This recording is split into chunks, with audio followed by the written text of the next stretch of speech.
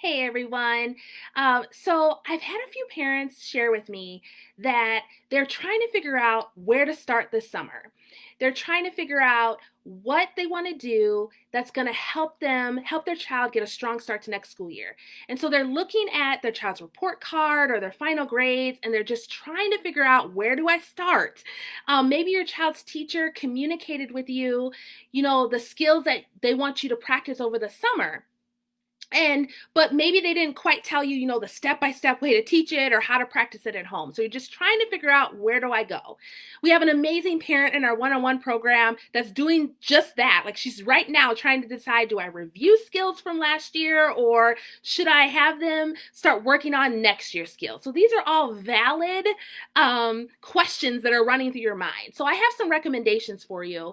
Number one, contact your child's teacher and have them not only explain, here's the skills that I think they should work on this summer, but here's the step-by-step how to teach it, or how they can practice it at home. Number two, you can look at your child's report card or their final grades and have your child set goals and choose what they want to work on. And of course, we want them to work on, their lowest score, but also have them practice the subjects or topics that are in their highest score too. So let me give you an example what I mean.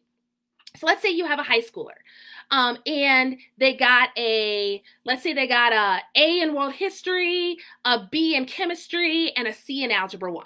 Okay, so of course you want them to work on algebra skills this summer, especially if they haven't, are going to be taking algebra 2 at some point.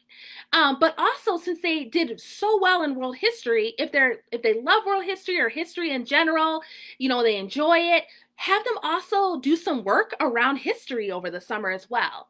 Now let's say you have an elementary student, and usually on their report cards, they don't have letter grades. Most of the time they have number grades, like 1, 2, 3, 4, or 1, 2, 3. So let's say, for example, your elementary child scored, let's say, a 3 in science, a 2 in reading, and a 1 in writing and math. Okay, so yes, we want them to work heavily, a lot on writing and math, because that's what they scored their lowest in.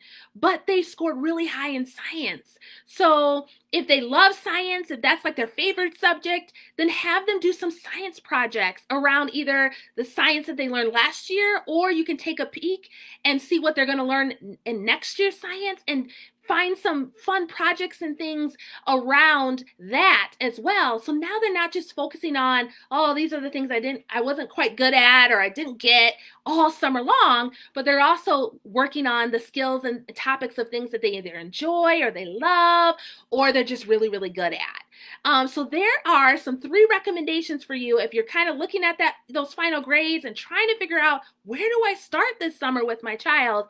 And then, of course, you can have them do an online assessment with us. So we have an online assessment for reading, writing, or math. It's going to pinpoint exactly where your child is. It's going to share with you the skills they already know.